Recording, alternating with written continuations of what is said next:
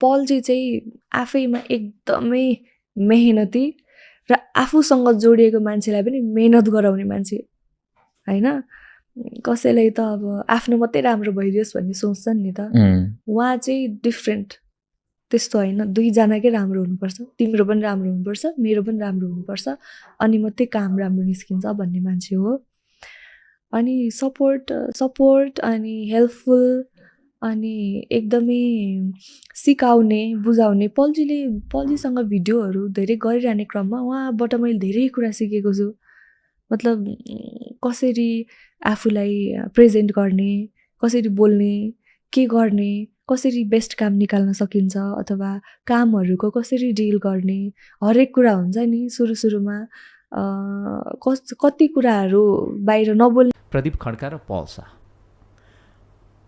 यसमा पनि पल्सा नै भन्छु, किनभने पलले मलाई जहिले पनि साथ दिएको छ। जुनै पनि कन्डिसनमा, जेमा पनि नास्ति कहिले पनि केही भनेन। हरेक दुःखमा होस् या सुखमा, हरेक चिजमा जहिले पनि साथ दिएको व्यक्ति हो भनौँ न। एउटा ऊ आफै पनि स्ट्रगल गरेर व्यक्ति भएको हुनाले हरेक चिज अरूको बुझेको व्यक्ति हो जस्तो लाग्छ। धेरैले चाहिँ अब तपाईँ र पल्साको जोडी निकै रुचाइराख्नु भएको छ अहिले, ट्रेलरदेखि गीतदेखि लिएर होइन। एकदम सुहाएको जोडी, अबको फिल्म इन्डस्ट्रीमा यो जोडी जम्छ भनिराखेको धेरै प्रतिक्रियाहरू आइरहेको छ होइन। तपाईँलाई चाहिँ कस्तो लाग्छ? यो सबै सुन्दा त खुसी लाग्छ, राम्रो लाग्छ। अब पहिलेदेखि काम गर्दै आइरहेको हामी, अनि पहिलेदेखि पनि भन्नुहुन्थ्यो, तर अहिले अलिकति ठुलो पर्दामा देख्दाखेरि सबैजनालाई अझै धेरै मन पर्यो। हामी पनि खुसी छौँ यो कुरामा। ठिक छ, दिदीहरूले पल्जीसँग सम्बन्ध बिग्रेको हो भन्ने खालको कुराहरू पनि आइरहेको छ। अलिकति खुलाइदिनु न यो। किन कसले भने? मलाई पहिला भन्नु पर्यो। कसले भने हो? त्यो होइन नि, काम गर्ने बेला हामी गरिहाल्छौँ होइन, काम नभएपछि आफ्नो कामतिर लाग्छौँ, त्यही नै। राम्रो छ सम्बन्ध भनेपछि। अबको दिनमा छाया र पललाई सँगै देख्न पाउँछौँ। अब हेरौँ अब त्यस्तै खालको बन्यो भने होइन, त्यही चिज हो। तपाईँले होम प्रोडक्सनबाट फिल्म बनाउनु भयो भने चाहिँ पललाई लिने कि नलिने त? अब मेरो जहिले पनि त होम प्रोडक्सन त्यही त उनै त छ नि होइन। अबको दिनमा अब जहिले पनि एउटा राम्रो सोच्ने व्यक्ति हो। पल्जीलाई के भन्नु छ? मोहर लागिरहेको छ?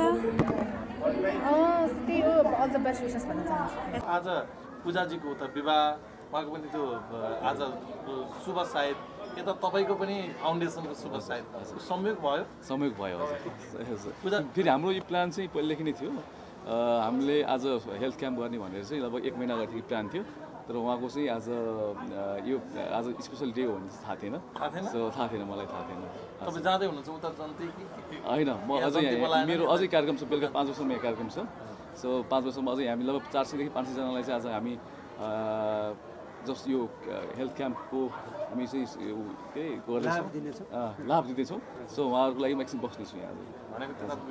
पछि नेक्स्ट टाइम आउँछु म। हजुर, केही छ शुभकामना यहाँबाट? एकदम खुसी लाग्यो। ह्याप्पी म्यारिड लाइफ भन्न चाहन्छु। त्यही अब हामीले यो भिडियो हेरिसकेपछि उषा उप्रेती, पूजा शर्माको मनसाय चाहिँ कस्तो रहेछ त पल्साको बारेमा, पल्सालाई लिएर भन्ने त बुझि नै हाल्यौँ होइन। अब उषाले त पल्सालाई र जहिले तारिफ गरि नै रहेको हुन्छ नि, तर पूजा शर्मा र पल्साको चाहिँ खटपट हुने, फेरि मिल्ने, खटपट हुने मिल्ने त्यस्तो क्रम चलिरहेको देखिन्छ क्या। पहिला पनि एकचोटि त्यस्तै भयो। अनि पछिल्लो समय चाहिँ पल्सा र पूजा शर्माको मुभी आयो, रामायण नामक मुभी चाहिँ अब सुपर डुपर फ्लप भयो भनौँ न। त्यो फिल्म फ्लप भइसकेपछि भनेको चाहिँ उनीहरूको दुईजनाको सम्बन्धमा चाहिँ अलिकति खटपट आएको जस्तो देखिन्छ क्या। अनि त्यो खटपट पनि अब राम्रै गरे आए जस्तो लाग्छ। उनीहरूको फ्रेन्डसिप चाहिँ एकदमै इक्जाम्पलको रूपमा लिइन्थ्यो नेपाली फिल्म इन्डस्ट्रीमा। तर त्यो रामायणको इन्सिडेन्ट पछि चाहिँ अब पूजा शर्माको विवाह भयो होइन। विवाहमा यति राम्रो फ्रेन्डसिप होइन, पल्सा त्यति राम्रो साथी, तर पल्सालाई उनले आफ्नो विवाहमा बोलाइनन् भनेर चाहिँ सामाजिक सञ्जालमा निकै नै चर्चा चल्ने गर्यो। अनि पल्सालाई चाहिँ तपाईँ किन पूजा शर्माको विवाहमा जानु भएन भन्ने कुरा हुँदाखेरि चाहिँ मलाई आज विवाह भन्ने कुरा थाहा थिएन भनेपछि यसको मतलब के हुन्छ भने पूजाले पक्कै पनि पल्सालाई इन्भाइट नगरेको भन्ने बुझिन्छ होइन। सो अब उनीहरूको कुरा के थियो, भित्रीको कुरा, भित्रका कुराहरू के छन् होइन, त्यो चाहिँ उनीहरू नै जानुन् होइन। सो अब पल्सा आफैमा राम्रो छन् होइन, उसको बारेमा अब सबै सेलिब्रिटीहरूले राम्रो नै भन्छन् भन्न चाहिँ होइन। अब उषा उप्रेतीको त पुरानो इन्टरभ्यूहरू हेर्दाखेरि पनि जहिले पल्साको तारिफ गरेकै देखिन्थ्यो होइन। तर अहिले अब उषा उप्रेती र पल्साको चाहिँ नयाँ मुभी आएको छ, आबाट आमा नामक चलचित्र होइन, जुन चाहिँ अहिले बक्स अफिसमा नि राम्रो बिजनेस गरिरहेछ, राम्रै तहल्का मचाइरहेको छ। सो तपाईँहरूले यो फिल्म हेर्नुभयो कि भएन कमेन्टमा लेखिदिनु होला। अनि च्यानलमा नयाँ हुनुहुन्छ भने च्यानललाई सब्सक्राइब गर्न चाहिँ नभुलिदिनु होला है त।